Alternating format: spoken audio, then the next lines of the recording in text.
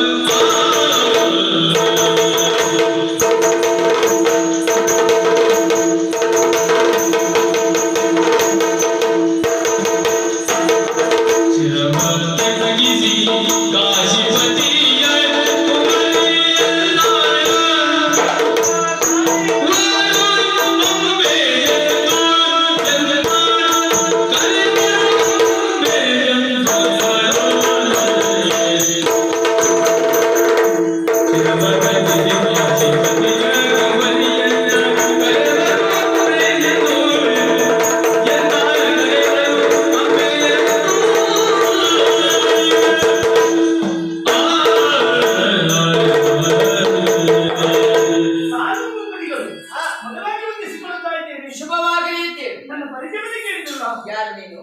ಕೇಳಿರಬಹುದು ಕಾಶಿ ದೇಶ. ಅಲ್ಲಿಯ ವರ್ತಮಾನದ ಅಧಿಕಾರಿ ಪ್ರತಾಪ ಸೇನ ಎಂಬುದಾಗಿ, ಅವರಿಗೆ 3 ಮಂದಿ ಹೆಣ್ಣು ಮಕ್ಕಳು, ಅಂಬೆ, ಅಂಬಿಕೆ, ಅಂಬಾಲಿಕೆ ಎಂಬುದಾಗಿ. ಹಿರಿಯವರ ಅಂತ ಅಂಬೆ ಅಂತ ಹೇಳಿದ್ರು ನಾನೇ. ಇತ್ತ ಬರುವನೇ ಉದ್ದೇಶ ವನ ವಿಹಾರಕ್ಕಾಗಿ ಬಂದದ್ದು. ತಂಗಿಯರು ಹೂವನ್ನು ಕೊಯ್ತಾ ಅತ್ತ ಹೋದ್ರು, ನಾನಿತ್ತ ಬಂದೆ. ಇದೇ ಬಂದಂತಹ ನೀವು ಏನು ಕೇಳಿದ್ರಿ? ಮದುವೆ ಆಗಬೇಕು. ಮದುವೆ ಆಗಬಹುದಿತ್ತು, ಆದರೆ ಯಾಕೆ ಮಧ್ಯ? ಕಾರಣ ಉಂಟು. ಏನು? ನಾಳೆ ನನ್ನ ಮದುವೆ ಅಂತ ನಮ್ಮ ಅಪ್ಪ ತೀರ್ಮಾನ ಮಾಡಿ ಆಯ್ತಲ್ಲ. ನಾಳೆ ನನ್ನ ಮದುವೆಯ? ಹೌದು. ಹುಡುಗ?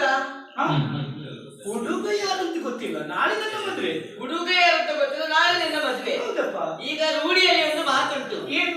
ಈಗ ಮನೆಯೇ ಬರದೆ ಹೋದ್ರೆ ಕಪ್ಪೆ ಹಾಗೂ ಕಪ್ಪೆಗೂ ಮದುವೆ ಮಾಡ್ತಾರೆ ಅಂತ ಕೇಳಿದ್ದೇನೆ. ಇದನ್ನ ಯಾವುದಕ್ಕೆ ಕಟ್ಟಿ ಮದುವೆ ಮಾಡ್ತಾರೆ? ನನ್ನ ಕಪ್ಪೆ ಕಟ್ಟಿ ಮದುವೆ ಎಂತದ್ದು ಮಾತಿದ್ದು? ಹಾಗಲ್ಲ. ಮಳೆ ಬಾರದಿದ್ದು ಅದೊಂದು ಉದಾಹರಣೆ ಸರಿ. ನೀವು ಕೇಳಿದ ಪ್ರಶ್ನೆಯೇ ಸರಿ.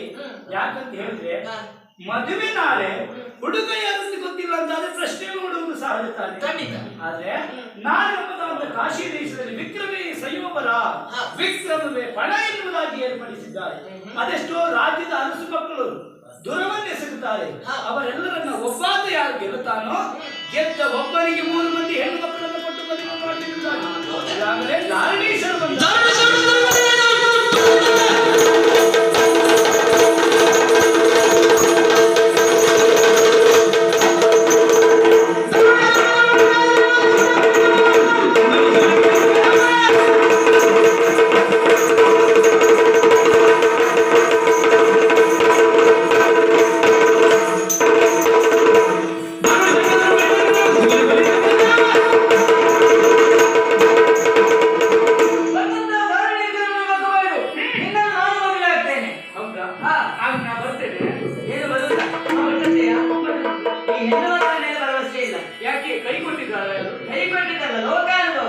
ಹಾಗೆ.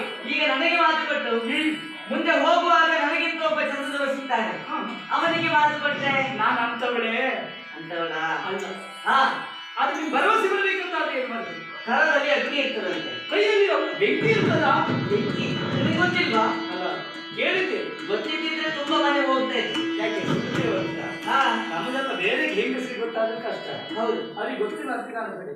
ಕರದಲ್ಲಿ ಅಗ್ನಿ ಸಾಕ್ಷಿ ಅಂತ ಹೇಳುದು ಅದಕ್ಕೆ. ಕರ ಭರವಸೆ ಹೌದಾ?